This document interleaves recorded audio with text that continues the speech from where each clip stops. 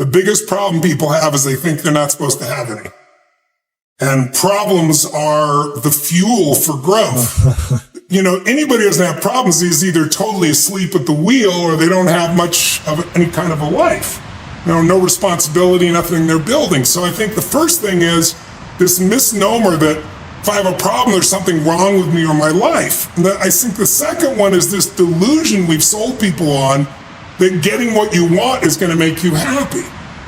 You could call success getting what you want. I don't define it that way, but that's how most people do. But then there's fulfillment. And fulfillment is living what you're made for. It's like, I think the biggest challenge people have, and the reason they're not able to respond to challenges, they're just thinking about themselves, and it's not that hard to meet your own needs. And it's nobody's fault. I mean, these little things in our pocket, these little mini computers we used to call phones, I mean, they're constantly conditioning you to instantly get what you want. And that's not how human relationship works. And that's sure as hell not how you build a business. And there's nothing wrong with going for success, but you really got to figure out what you're made for. And nobody knows in the beginning. So you start where you are and you do what's in front of you. You do what's next. And you keep growing until you start to discover, hey, this is my real passion. This is my real hunger and drive. And it can change. People go for 5, 6, 7 years, and then they usually question their business, their career, their body, their relationships. And then one of two things happens. They change direction and feel renewed, or they go, no, I got a great deal here. What the hell's wrong with me? And they recommit and they get stronger. But that's life. And if you don't grow, I don't give a damn how much you got going for you, you're going to be miserable. Find somebody who has what you want, ideally maybe more than one person, 2 or 3, and figure out what are they doing different than you in their relationship? What do they believe different than you about relationship? If it's their body, what are they doing different? They're not lucky. They're doing things differently. You might be slightly biochemically different, but there's patterns there that you can see. And so instead of learning by trial and error, which can take decades you may never learn, Jim Rohn taught me success leaves clues, man. Find someone who's got what you want, study what they do, every aspect of it, and then add yourself to it. And that's the pathway to speed of transformation. Your growth is the only limit to your happiness. If you're not happy, you're not growing in some area. And usually it's a place where you're blaming, you're pointing the finger. I don't care if it's government, don't get me wrong. People can be unfair, unjust, that's for sure happens. But you can't control that. You can't make it not happen. What you have to do is become stronger than any of it so you're free. Freedom comes from growth. Freedom does not come from control. Because control is an illusion. You can't control everybody. No matter how hard you try, you can't control what they think or feel. And not everybody's going to be fair and just. And you, my dear friends, and I have not always been fair and just. Whether we admit it or not, it's just the nature of being, a human being. But we can make the largest pattern fair and just and loving and powerful and serving and growing until it becomes the dominant thing inside you. And then you experience life as being great, not you're great. Life's great because you're living a great path. People that are scared to speak are thinking constantly, how am I doing? Am I good enough? Am I strong enough? You'll never get confidence. Confidence comes from doing something confidence is tying your shoes. Right? Confidence on Michael Jordan making 1,000 shots before you take a break. Every single day, 6 days a week. So you look at Jordan or you look at, LeBron or you look at anybody who's the best in the world at what they do and you go, aren't they lucky? But if you actually study them, you'll see they're doing things, they're practicing in private things that make them certain in public and they get rewarded for what they do in public. Yeah. And you got to do the same. Self-esteem is earned. It's only earned by you with yourself. You're not going to get self-esteem because everybody praises you. Someone can tell you your whole life that you're brilliant, you're a genius, you're beautiful, you're handsome, and you not believe it. Someone can tell you you're a piece of crap and you're never going to become anything. And there's a part of you can say, I'll show you, as many people have, and then they develop drive out of it, right? So it's really, self-esteem comes from doing incredibly difficult things where you pushed yourself. It's not virtue signaling. It's not telling people about it. It's what you know inside your soul is true. The most important thing for self-esteem is to find something you care about more than yourself. As long as you're in your own head, the nature of the mind is reductionism, right? Good, bad, right, wrong, all those types of things. Of course, life is much more, many different hues than that. And so when you find something you care about, whether it's your kids or whether it's something, your job, your career, whether it's a mission you have, or it's something you want to bring to the world, nonprofit, doesn't matter what it is. If you find something you care about more than you won't be thinking about yourself all the time, and all your self-esteem just goes out the window. I mean, it's just, when I hear it, it's just so mamby-pamby BS. You know, you're going to battle with internal things within you and external things. But if you keep going, you're going to eventually slay your dragons, and you come out the hero of your own life, and you have something to share. It isn't bullshit. It's not something you read somewhere. It's something you've lived. Something you want. And everybody can feel you've lived it, because it's a different level of ownership, you know? And then, by the way, as soon as you do that, it happens again. You know, you're called on another journey. You have a new level of challenge that you need to go on. It just never ends, but it makes life really, really beautiful. One of the things you have to understand about life is everything changes and everything ends. And that kind of sounds heavy on the front end, but it's a truth. If everything changes and everything ends, number one, it should make you appreciate what you have right now. And then my view is what's next is always better. If I make it so, it's my job to make it so. Your biography is not your destiny. And it doesn't matter what you've been through. What you decide now is what's going to control your life. What you decide each day going forward is going to decide your life. Look where I am right now. Because I wouldn't assemble the story that my past equals my future. The past only equals your future if you live there. If you're using a rear view mirror to guide yourself, you're going to crash. So what you've been through is horrific. What you've been through is unjust.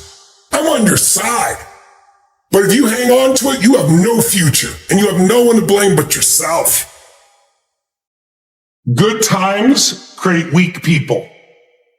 Weak people create bad times. Bad times create strong people.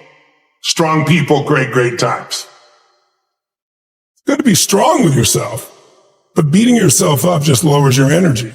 And when your energy gets lower, you produce less, right? You don't have the same level of joy. You don't have the impact that you want to have, nor do you have the excitement that you really want to have. So I look at it as something that it's worth earning your own self-esteem, but it's really not the secret. The secret is find something else you obsess about more than yourself, and you'll have a level of energy that will compel you over the long term. People ask me all the time, what does it take to be happy? And I always tell them it's really simple. One word, progress.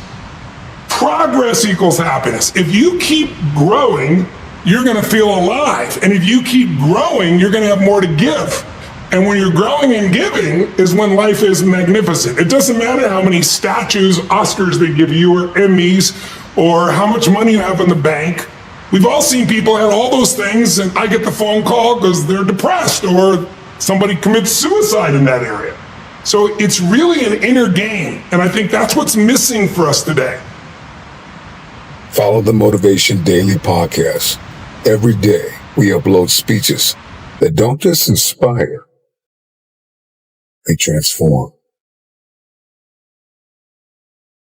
I think it's important to realize wherever focus goes, energy flows. It's corny, but it's true, right? In fact, maybe an easier way of saying it is, we don't experience life. None of us do. We experience the life we focus on. So in any moment, what's wrong is always available. So is what's right. So it's not about being positive. It's about being intelligent, right? You know, when you're in a totally negative state, the world's going to end, and there are people like believing that in the next 12 years, the entire environment's going to collapse and they won't have a child. You got to look at the impact of what you're believing, and you got to look at and say, where's my focus going? I can always be upset about something. I can always find something to be joyous or at least grateful for, which leads to joy. And I think it's having that, learning to discipline your disappointments, not allow them to grow and to move on and to use whatever life has given you. You can't be grateful and fearful simultaneously. You can't be angry and grateful simultaneously.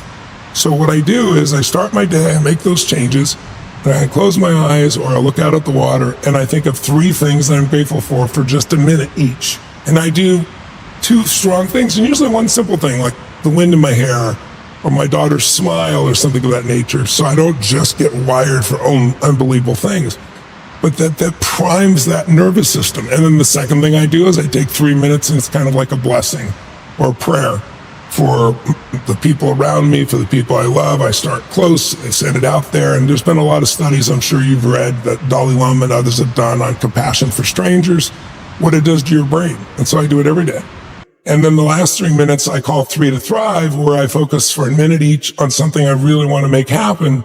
But I don't sit there and pray for it, hope for it. It's like I give thanks for it as it's done. I see it as done. I experience it as done. I wire my reticular activating system. I can speak in shorthand to you about this. So now it's going to notice anything that relates to that, but it has a joyous feeling to it as well. And I'm done in 10 minutes. And I'm ready to rock and roll. So, I do my cold plunge and I do the parts of my normal daily ritual, but that one I do. And then I'll have like, 60 seconds, of joy or 60 seconds of peace that I'll do in the middle of the day. And I'll just think of one of those things if I want to reactivate it.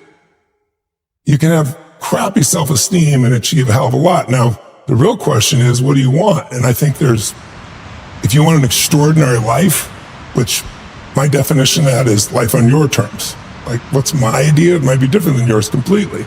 Some people, it's 3 beautiful children, a white picket fence. Some people, it's building a multi-billion-dollar business. Somebody else, it's writing poetry, right? So instead of looking for somebody else, it's like, okay, what do you really want from your life? And aligning yourself with moving forward towards what you really want.